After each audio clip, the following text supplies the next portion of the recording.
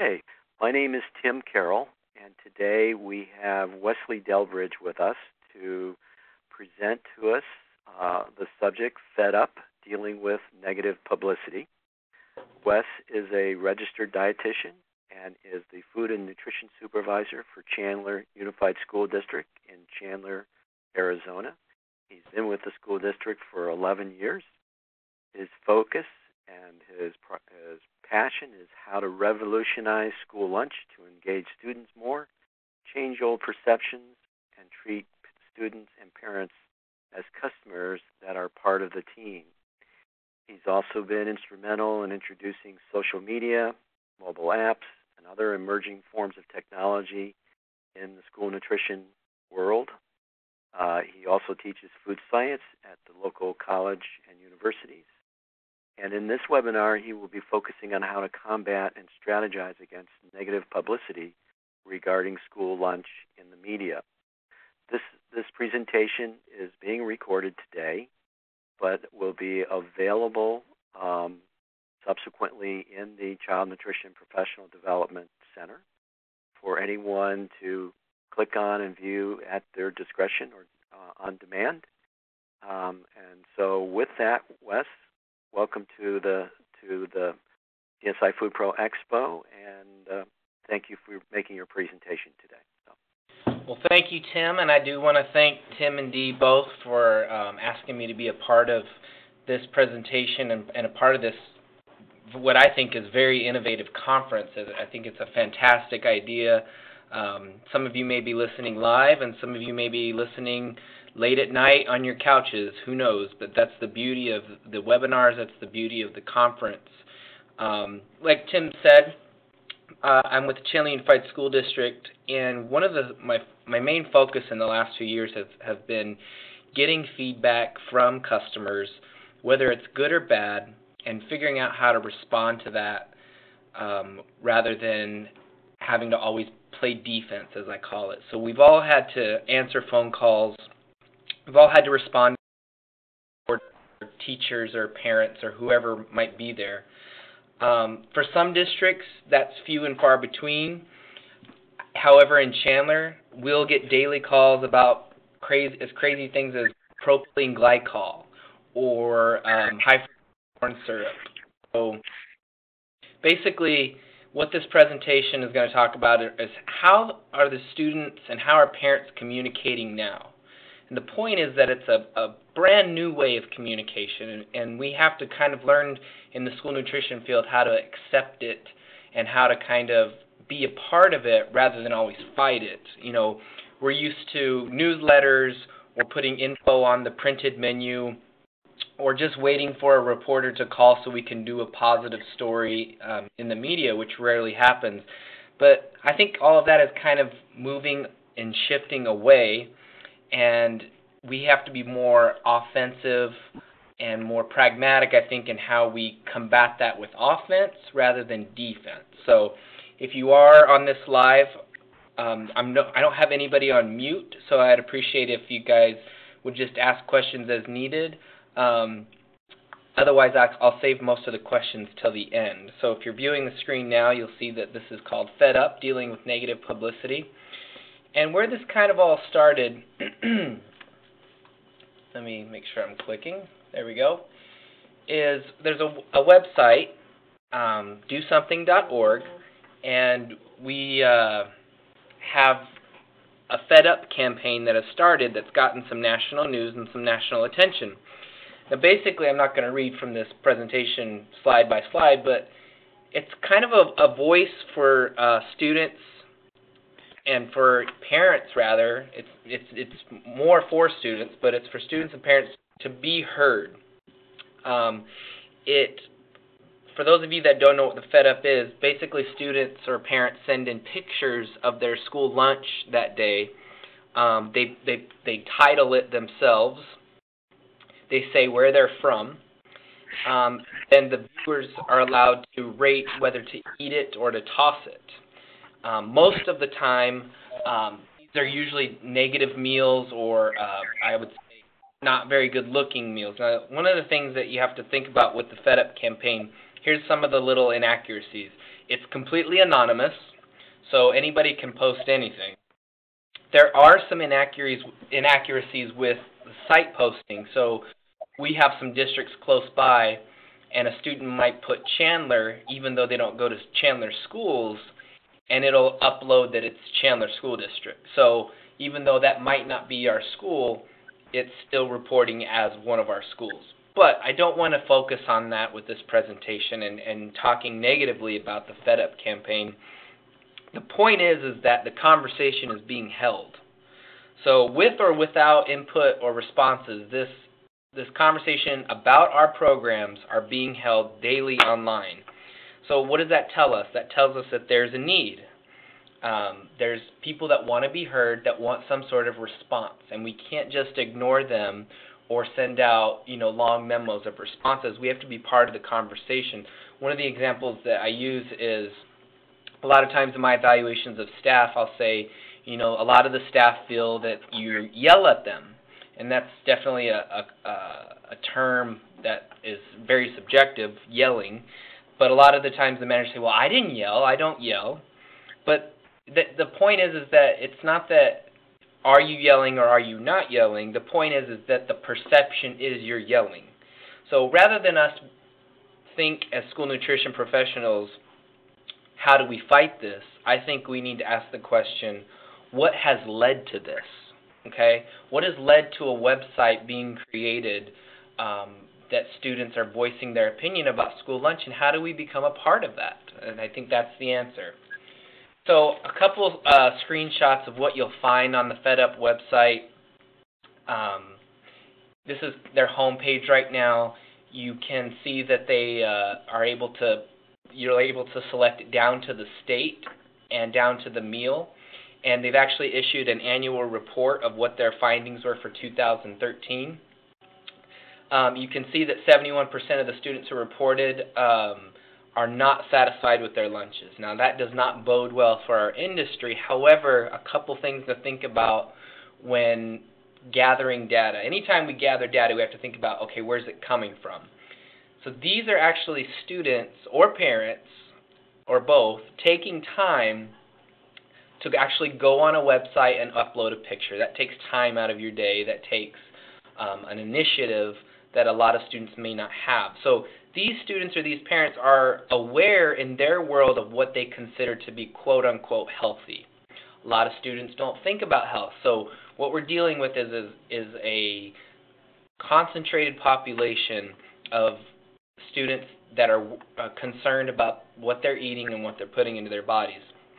You're also on these types of websites or these types of surveys most likely to send in info when you're not satisfied. I always compare it to like the power company.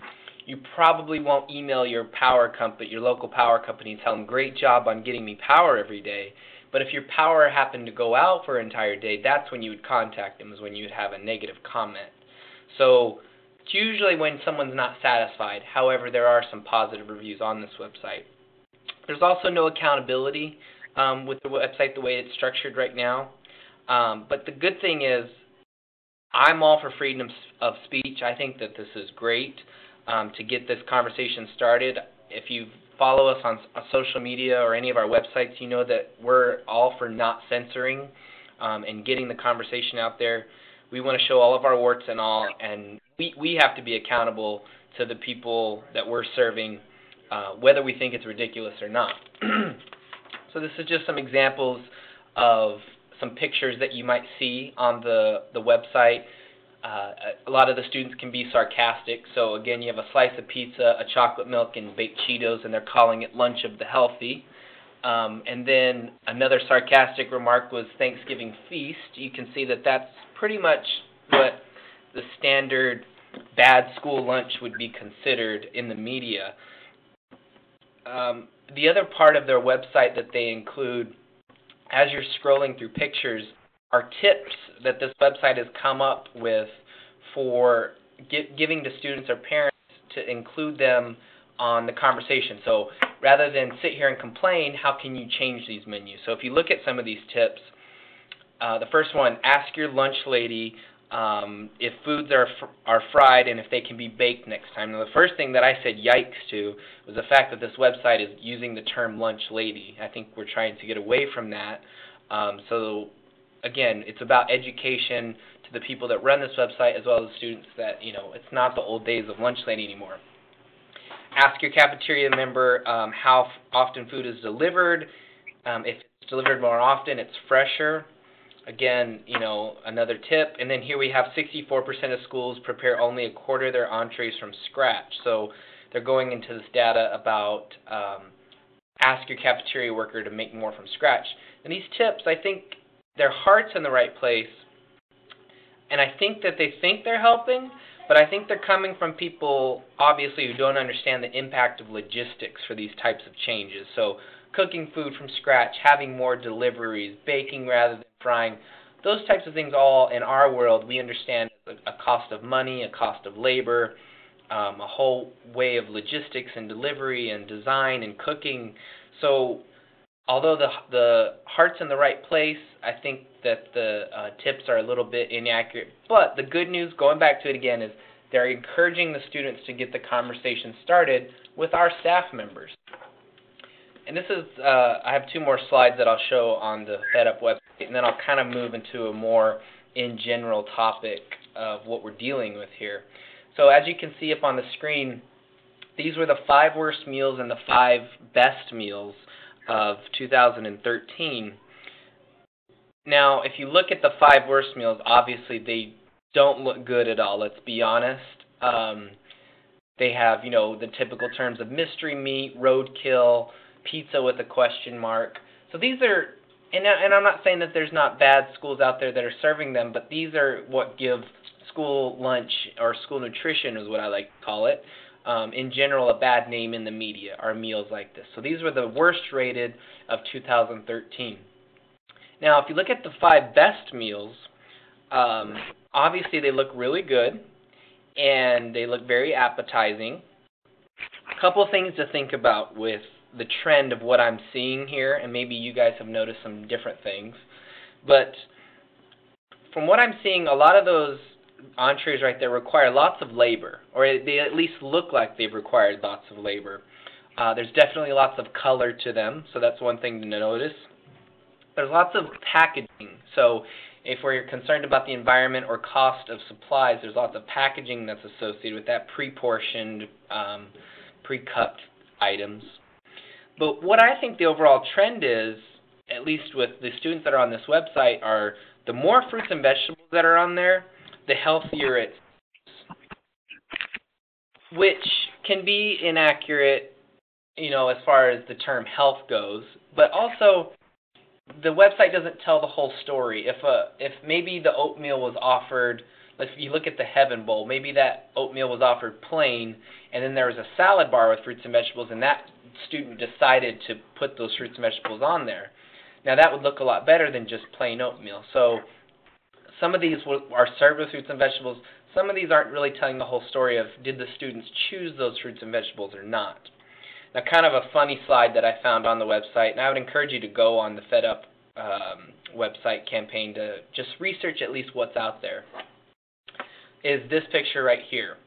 So this was uploaded recently, and it says, it's titled, Our Lunch Beats School Lunch. So they're basically, it's one of the more unique pictures I've seen on this website because most of them are just aerial or bird's eye views of a meal.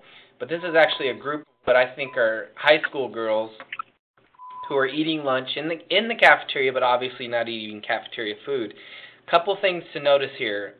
They're using, I've never seen this in my 11 years, but they're using a crock pot for melted cheese, which looks like, and some fried Tostitos chips.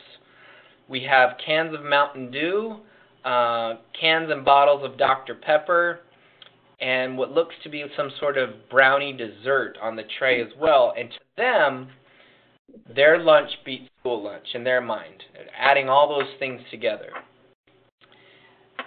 A lot of you, if you're viewing this, would probably want to immediately defend and argue what's wrong with this picture. And that was my initial instinct at first. But I think what we need to understand is our arguments don't matter at this point, because this is the perception that exists out there.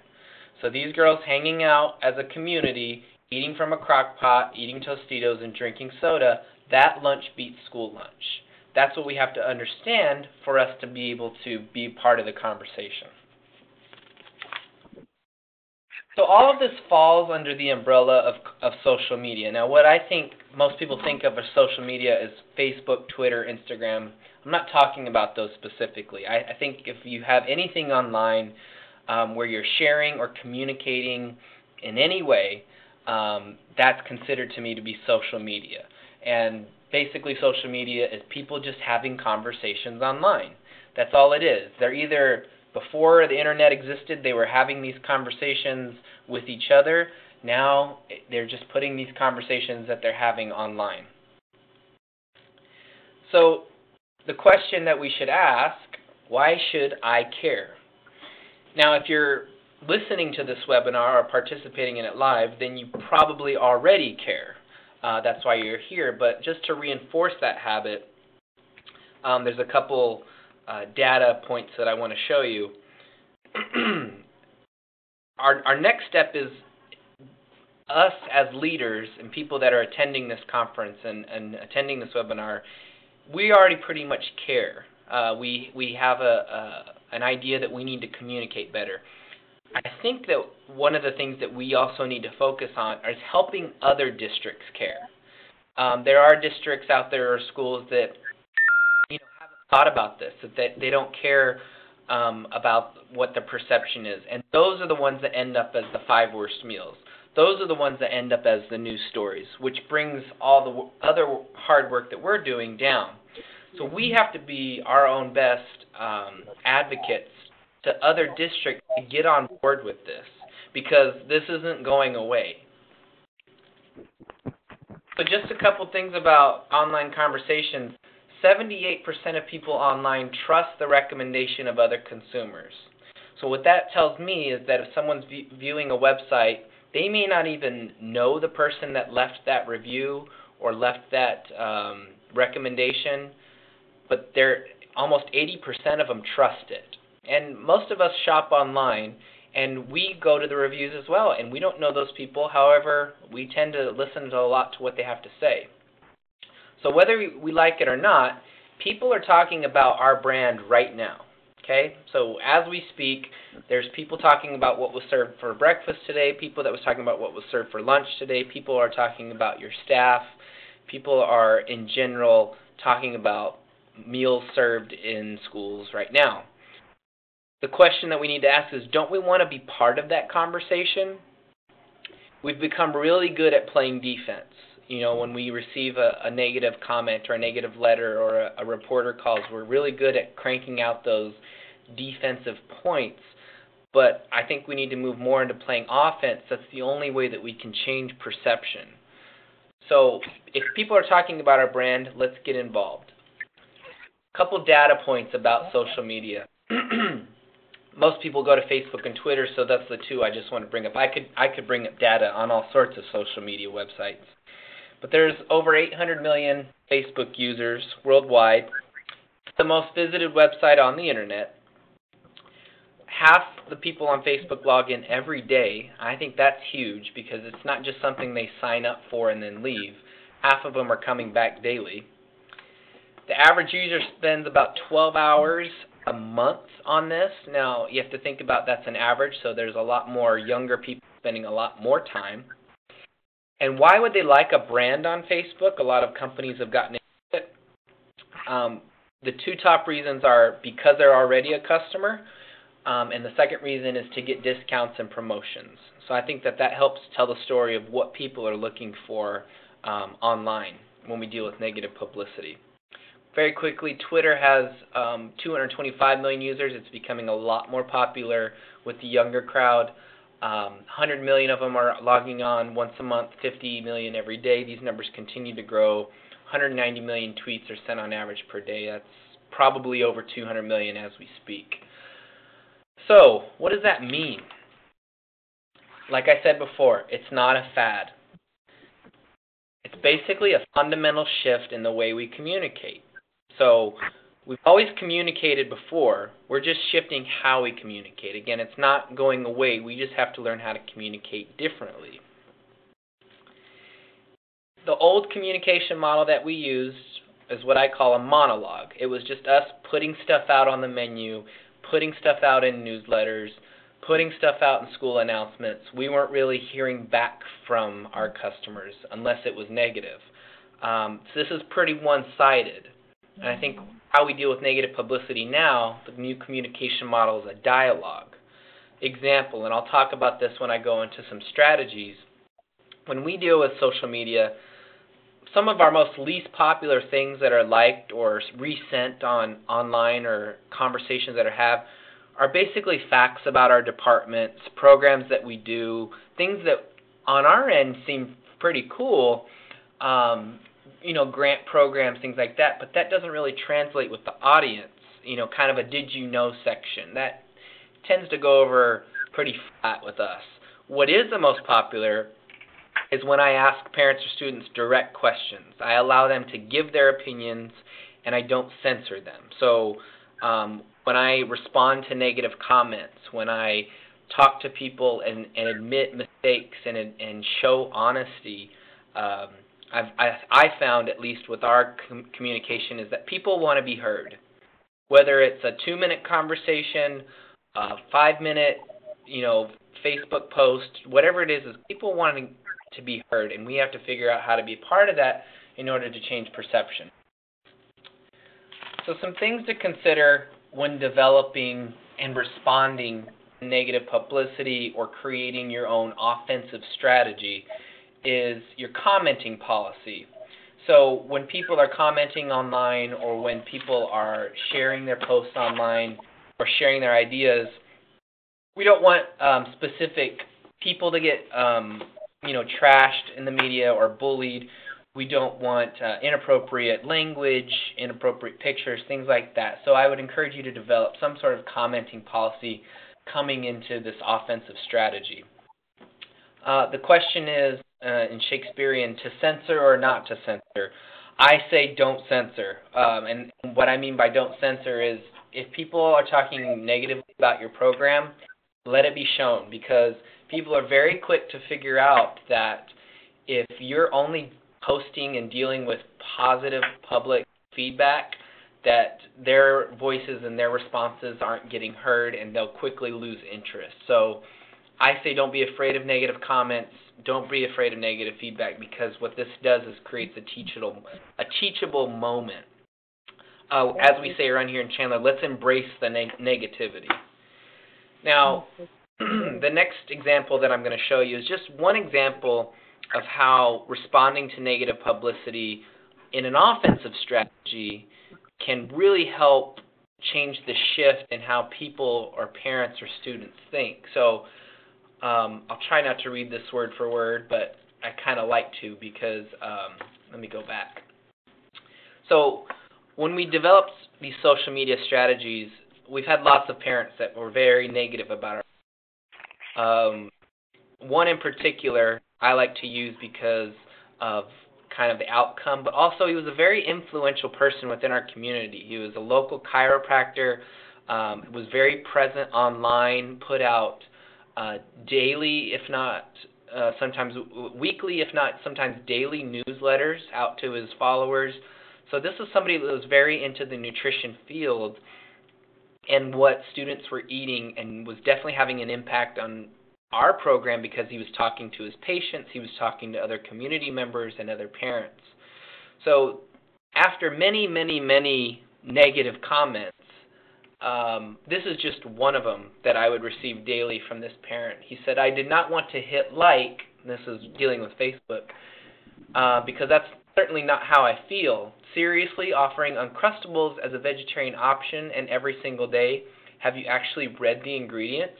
This is very close to the most toxic food, and I use the term food lightly, we could offer our children. I remain extremely disappointed in the phytonutrient value of the food choices at my son's school, and he lists the school that his son attends. The September menu hints about exercise and posts on this wall to make it sound like CUSD is all over nutrition and wellness. But there's no reflection of this on the school menu. So again, this was our defensive strategy, our one-sided conversation of having just putting something on the menu and thinking that parents are going to read it. And now we're finding out they might even read it, but they don't even agree with it.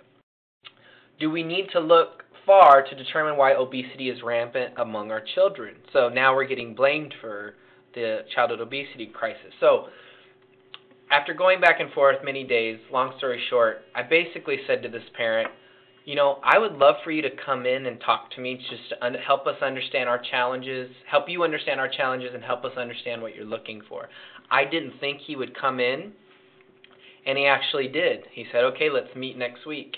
And we spent 2 hours with this individual, and we explained kind of the new regulations. We explained the amount of government reimbursement that we get. We expressed the challenges of kids' taste versus what we get in commodities and what parents want to see. After a long time, basically, we didn't even agree to disagree. He basically understood us a little bit better and was there to be part of the team, and this is the comment he left the next day. The nutrition think tank, sounds better than department, met with me last week. Really impressed that they took the time to meet with a concerned parent. I was surprised at how much goes on behind the scenes to make lunch healthier for our kids. Certainly they have challenges, but they are moving in the better direction for our kids. The use of Alpine Valley Breads, which is a local bread company here, is just one example of things you may not know about that are used to increase the quality of lunches. So that's just one person, and that was one conversation, but it has an impact. We played offense. Rather than ignore his negative publicity or his negative comments, we brought him in-house and gave him a tour of our facility. Before this outlet, he was just talking to his patients, or he was just talking to other parents. I didn't know how he felt because his kids weren't participating with us. So this opened up that dialogue for us for him to voice his concerns, for us to express our challenges, and us to kind of come to an agreement. And now I'm happy to say that his children eat with us at least 3 times a week. So again, another positive thing about how to fight the negative publicity, playing offense, which you'll hear me say over and over. The key is to engage the user. You have to think about your customers, and this is not a negative thing. Your customers are selfish. They are. And basically the question on everybody's mind is, what's in it for me? Why do I care about what you're offering me for lunch? Why do I care about this offensive strategy that you're playing now with nutrition and health and getting your word out there? Just a couple of things that I've learned is the 8 to 1 rule or the 10 to 1 rule, depending on what you want. But a lot of people like to get on social media and fight negative publicity by sitting there and just spewing out facts about their program. We do this, we do that, this is the menu for the day, blah, blah, blah, blah, blah. A lot of people don't really engage with it. They move on. So you need to put 8 or 10 things out there, resources, helpful info, recipes, something that's in it for the user before you ever commercialize yourself. So you could put an article out there, you could put a recipe out there, and then all of a sudden you say, hey, thinking about incorporating whole wheat into our bakery items next year because of the government regulations. What do you guys think about as parents? And just getting an overview of what your parents think, and you'd be surprised what they'll have to say. Strategy. A lot of you may say, well, I don't know social media, I don't know websites, I'm not a technical person.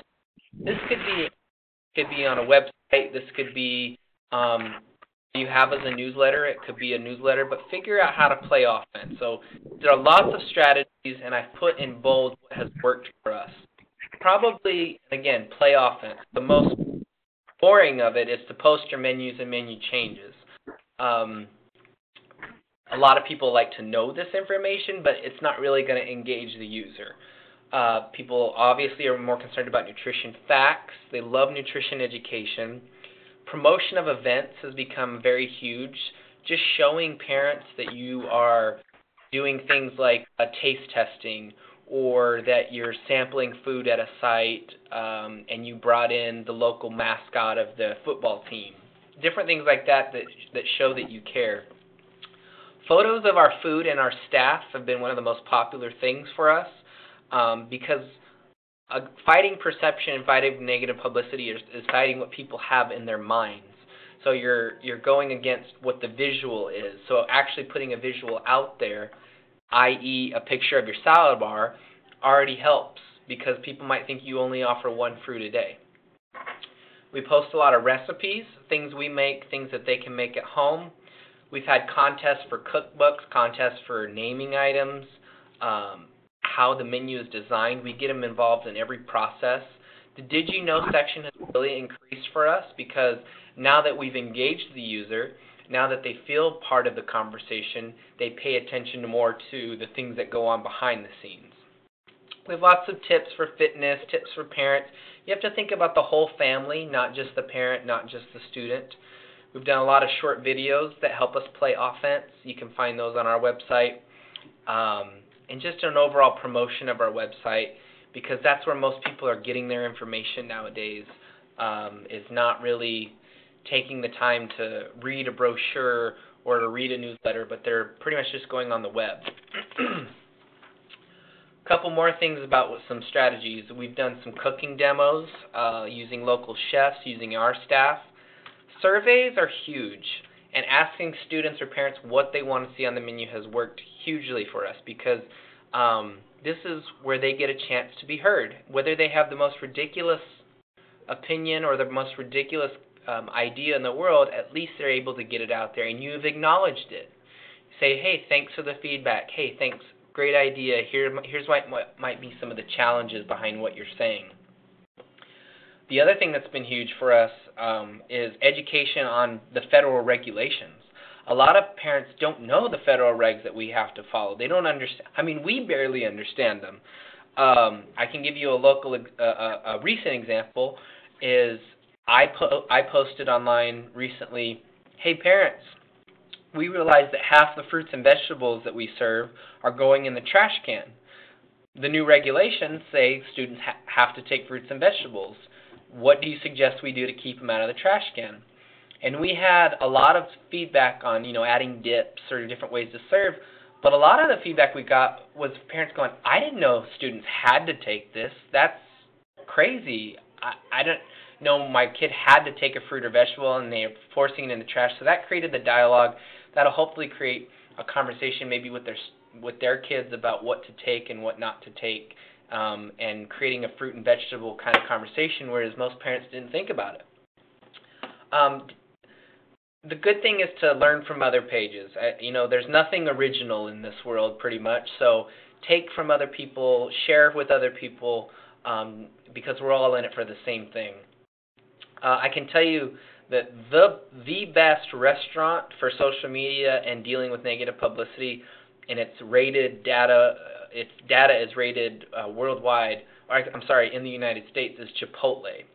So they've done a really good job with starting an active offensive strategy to dealing with publicity. So I would suggest to start there if you're looking at other restaurants.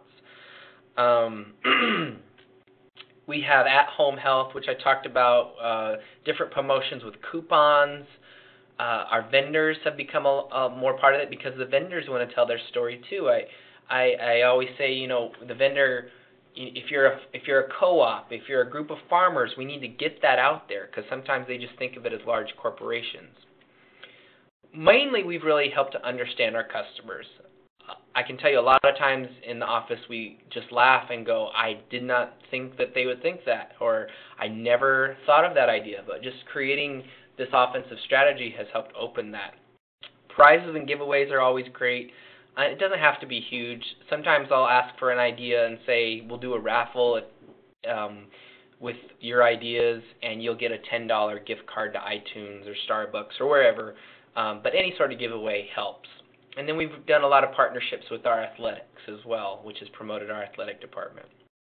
The question you might be asking is, how do I find time to do this? How do I find the right person to do this?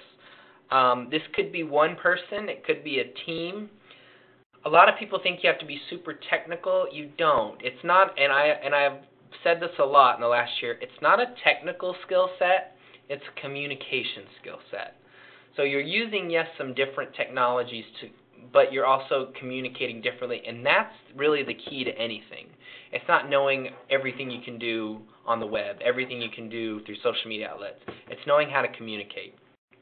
If you're having trouble, there's a lot of online tutorials. Like I said, share from other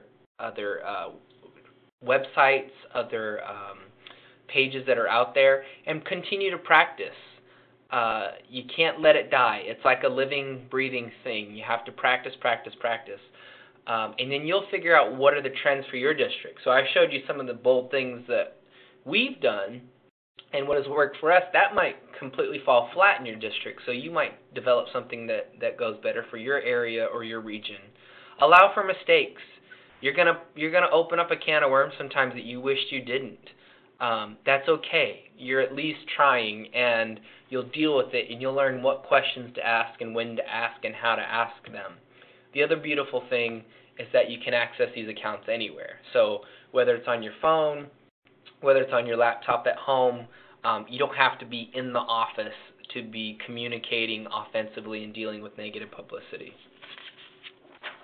How much time should you put into this? I just always say there's no answer. There's no magic bullet plan. You will get as much time out of it, or you will get as much out of it as much time you put in.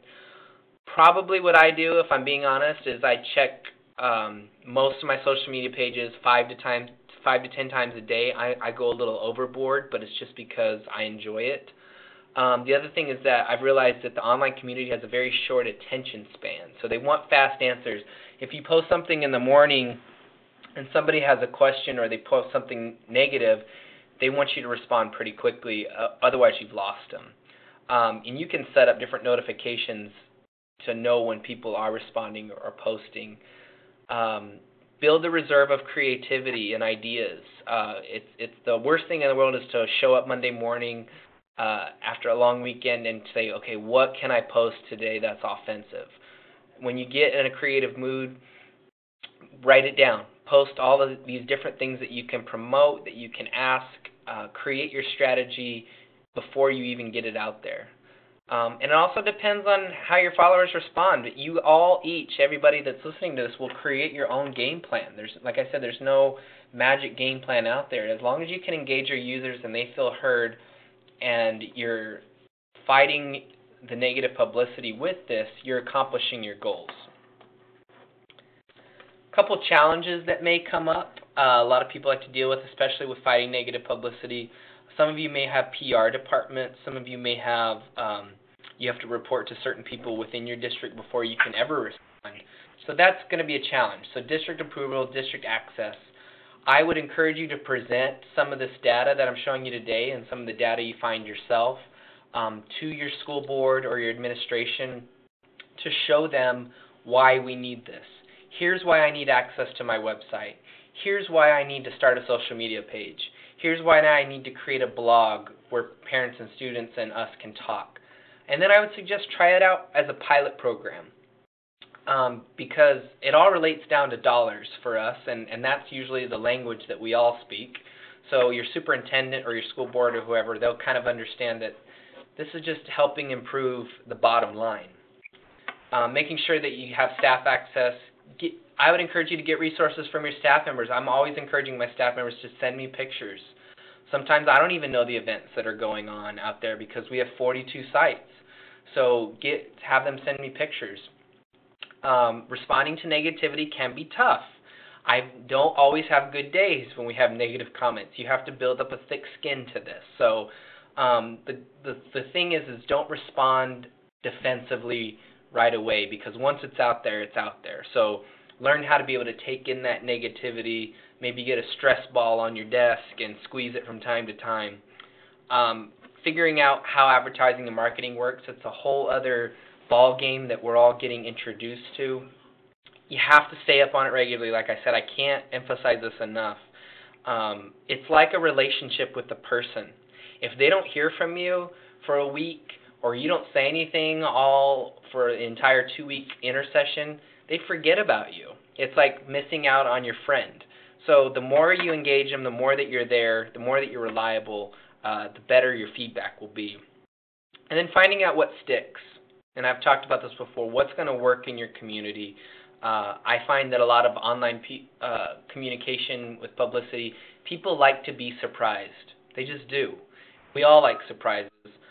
So figuring out how to create the day different, giving some sort of giveaway, some sort of prize, showing them something they've never seen before. They just like to be surprised, and that usually is what gets the best feedback for us. Now, I talked about revealing warts and all, and I've talked about negative perception.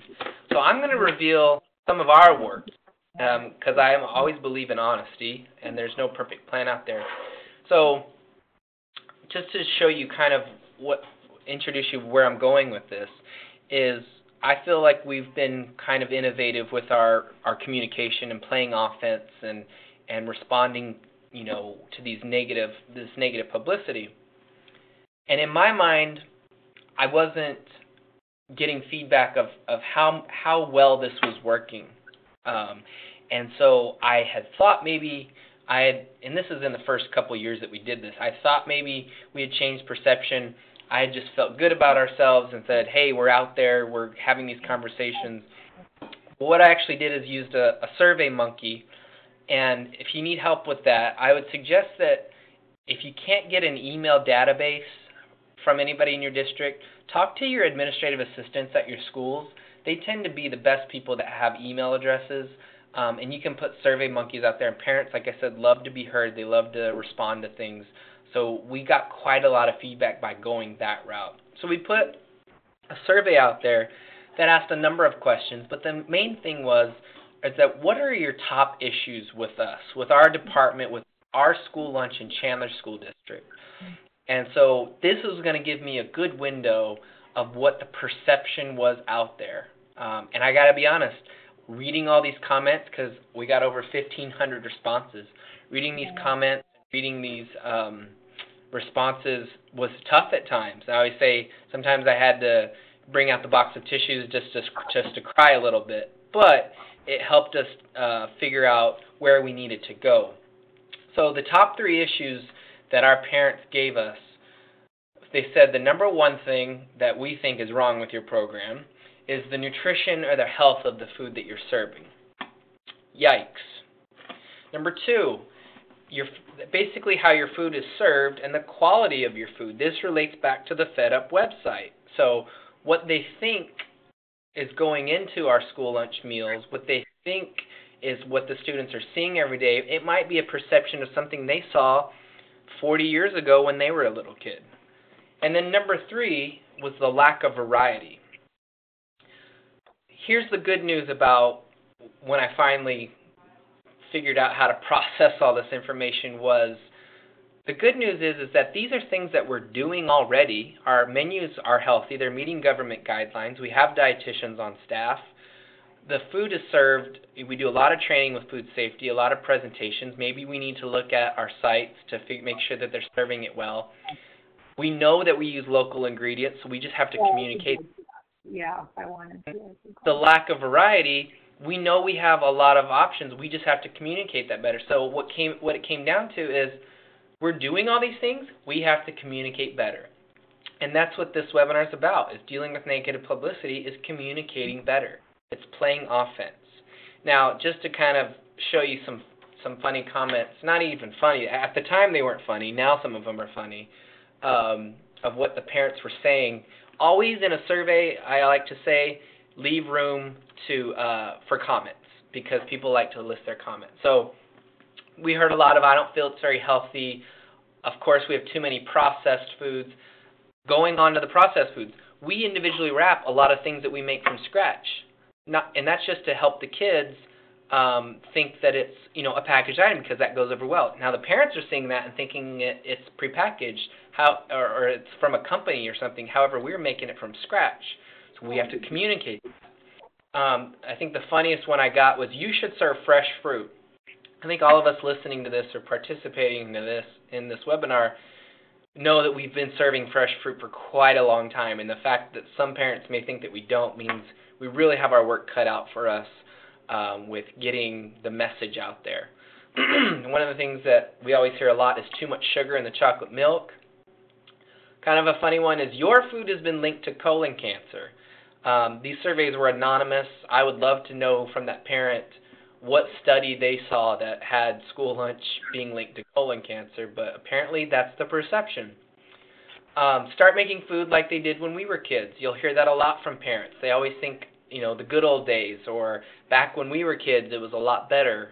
And we have to change perception about what was actually being served 30, 40 years ago versus what we're doing now. And the one I think that kind of summed it all up to a lot of what our parents' perception is no matter how healthy you are trying to make the lunches, I can pack a healthier lunch at home.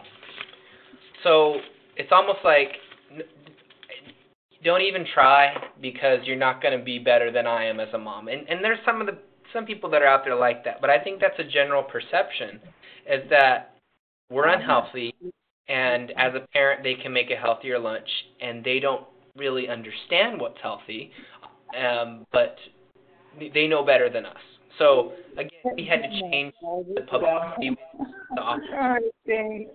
by paying attention to these comments. So some of the things that we did, 87% of our parents wanted the communication electronic. Your district might be different, but I think that's where the shift is going. So when we talk about dealing with negative publicity, we have to get into the online world. So we started with our online menus and making sure they were interactive, had all the nutrition facts, and had pictures. We've even incorporated food ratings into them so people can rate the food. Anything you can do to get feedback. We do lots of focus groups and taste testings. So bringing kids in, making them feel like they're part of the menu planning process. You may do this already, but a lot of people may not know that you do it. So promote this. And use your parents, too. Bring in a group of parents and show them your facility. We used a company called NutriSlice to talk about taste testings. So we used iPods to talk about how to communicate, because kids are more likely to communicate electronically than they are by paper. So we used iPods to help with our taste testings, and we got better results and better feedback because it was electronic. Moving into that, we want to get into the text messaging aspect. As you guys probably see with anybody under 20 nowadays, they have a phone attached to them. They're constantly texting. This has been a challenge for us, especially with our principals, because a lot of them say that they don't allow cell phones at the school. However, if I look out into our schools at the cafeteria at lunchtime, almost every kid is on their cell phone. So, they may think they have a rule, but kids are still using their cell phone.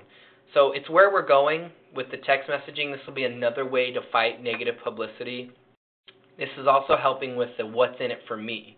So if I text and answer a nutrition question, or if I text and give you my opinion, maybe I'll get a prize out of it. Maybe I'll get a discount. Maybe I'll get a free meal. Whatever it is, there's something in it for that student.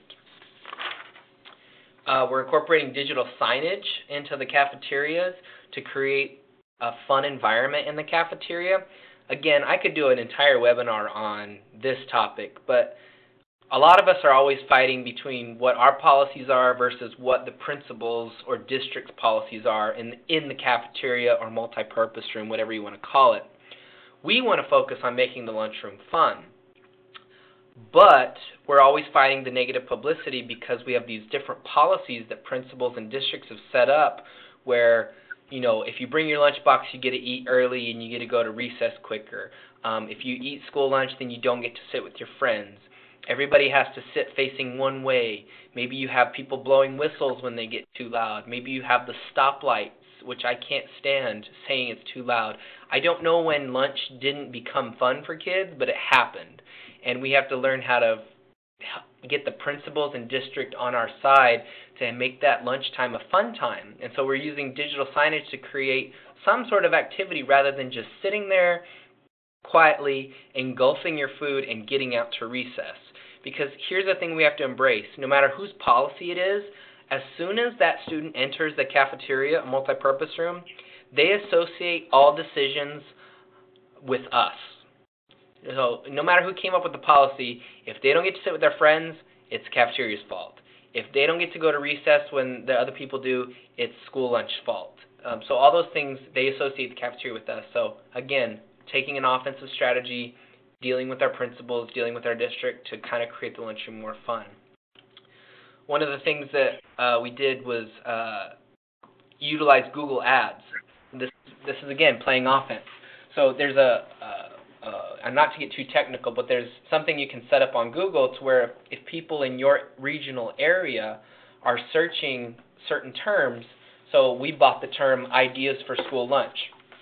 So if a parent is thinking, how do I pack a lunchbox at home, and they type that into Google, our ad will come up, and as you can see, we're the third one down where we say, learn about CUSD Lunch, 5 things you need to know about us, and it goes right to our website. So parents might be wanting to pack lunch. They've never thought about us, but now on a Google ad, they can see, hey, maybe I'll check out my school district before I spend all that money and spend all that time packing lunches. Again, what we've learned is that it's not there's a lot of people out there that have these horrible perceptions about you. That's a small, loud group, but a lot of people have just never thought about you. They just think that packing their lunch is the way to go. It's what their mom and dad did. It's what they see the other parents doing, and so they're going to continue to do it. So maybe they never thought about it, and doing something like a Google ad or something online to play offense will help trigger the thought, hey, I never thought of that before. Let's check it out. So again, just to kind of summarize what we've been talking about, the goal is not to control the conversation. And so many times in school lunch we get so defensive because we have these negative perceptions out there that we always want to control the conversation. We want to hurry up and respond and be defensive. But I would suggest you just let it happen organically. Let it develop like a relationship with your customers. And it takes a while to build trust. So you're fighting 50, 60 years of perceptions and ideas passed down about what school lunch is, or about what their kids are saying about school lunch, or about what other parents are saying. So give it time, be patient, and let it grow organically. And remember, the goal is to do a few things. It's to enable. You want to enable your customers. You want to inspire them, and you want to influence them. Because right now, playing defense doesn't do any of that. All it does is it just makes you seem like you're defending yourself every time negative publicity comes out. I think the key to responding to negative publicity is, before that ever happens, taking initiative and playing offensively with your own publicity.